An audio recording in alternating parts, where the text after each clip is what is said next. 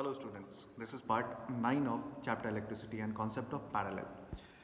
So in previous video we have seen that we are provided with 3 wire 1, 2 and 3 और उसमें क्या था, we named it A, B, C, D and E, F. Okay अब क्या हुआ, connection जब करना है तो एक और तरीका हो सकता है कि वायर आपने लिया ए को आपने कनेक्ट किया सी के साथ और ई के साथ, ठीक है, माने इसका एंड और इसका एंड हमने ज्वाइन कर दिया और फिर क्या हुआ, सेकेंड वाला एंड है बी डी और एफ, उसको हम लोगों ने ज्वाइन कर दिया, ठीक है। तो सपोज कि यहाँ जो हम लोगों ने ज्वाइन किया मैंने वो लिख दिया ए का सी के साथ और सी का ई के साथ, ठीक है, और बी को हमने किसके साथ ज्वाइन कर दिया, डी और एफ के साथ, ठीक है। तो ये कनेक्शन कैसे हुआ, देखो इस वायर को थोड़ा बेंड करके यहाँ पे लिया ए से बी, ये फर्स्ट वायर था, ये फर्स्ट था, ठीक है। ये वाला जो वायर था ये क्या हो गया, ये सेकंड वाला वायर था, तो सेकंड वाले वायर में क्या हुआ, ए का सी के साथ और ये हो गया, ये सेकंड हो गया, और सिमिलरली ई और एफ मैंने ज्वाइन किया।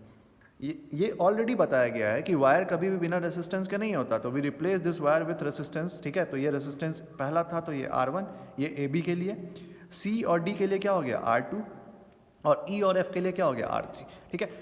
अब इसको थोड़ा इनलार्ज करके दिखा रहे हैं, यहाँ पे क्या हो गया, ये 3 वायर है, ठीक है, इसका रेसिस्टेंस क्या हुआ R1 है और ये क्या है R2 है और ये क्या है R3 है, ओके।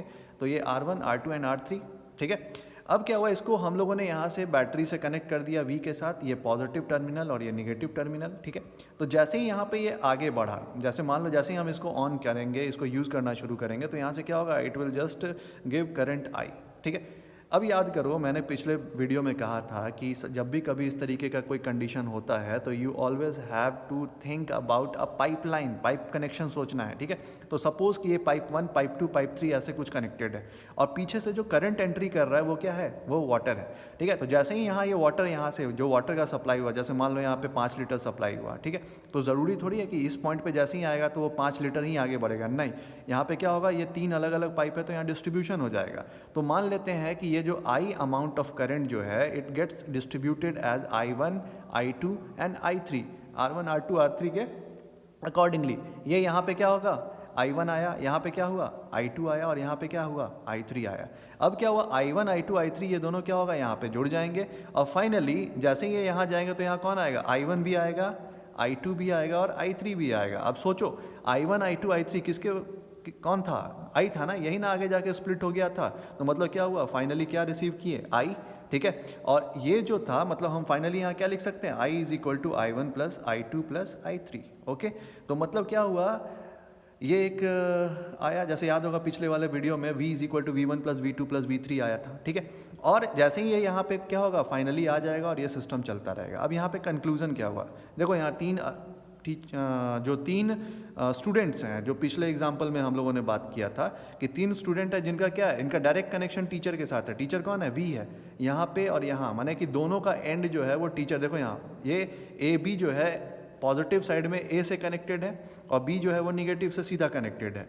वैसे ही जो है E और F जो है वो क्या है, सीधा कनेक्टेड है इधर से और इधर से, ठीक है, इसमें कहीं से कोई बीच में ऑब्स्ट्रक्शन नहीं है। और E और F जो है वो भी कनेक्टेड है सीधा सीधा, ठीक है। तो कहने का मतलब क्या हुआ, क्लासरूम में टीचर जब पढ़ा रहे होते हैं और बच्चों से सीधा सीधा कनेक्शन होता है तो वहाँ कॉन्सेप्ट को बार बार रिपीट करने की ज़रूरत नहीं होती है, सब बच्चों के लिए क्या होता है, वो इक्वल होता है, ठीक है। तो वहाँ एफर्ट एक बार लगता है। तो मतलब क्या हुआ, इस कंडीशन में V जो होगा वो क्या होगा, सेम होगा, याद रखिएगा। और करंट आपने देखा भी है वो क्या हो गया, डिस्ट्रीब्यूट हो गया, ठीक है। तो ये इस तरह का कनेक्शन जो होता है इसको क्या बोलते हैं, ये बोलते हैं पैरेलल, ठीक है। तो पैरेलल का मतलब समझ रहे हो, फिर से बोल रहा हूँ, 2 वायर है, एक ये वायर है रेसिस्टेंस R1 और ये क्या है, ये R2, ठीक है। मान लो ये क्या है, A है और ये क्या है, B है और ये यहाँ पे C है और यहाँ पे क्या है, D है।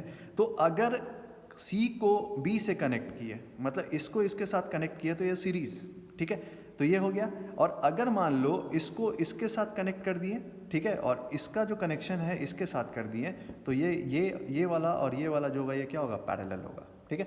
तो I hope you all understand this concept. You all have to remember that in series, ठीक है, in series V gets distributed and I remains same, and in parallel V is same and I gets distributed. I hope ये आपको समझ में आ गया होगा, ठीक है। You have to keep all these concept in mind, क्योंकि आगे का जो भी टॉपिक है वो टोटली इन्हीं सब चीज़ों पे है, ठीक है। आप इसको प्रैक्टिस करते रहो। In next video we will learn about Ohm's law and the equation which is most important concept for board exam, okay. So I hope you all are reading well. Okay, take care. Bye.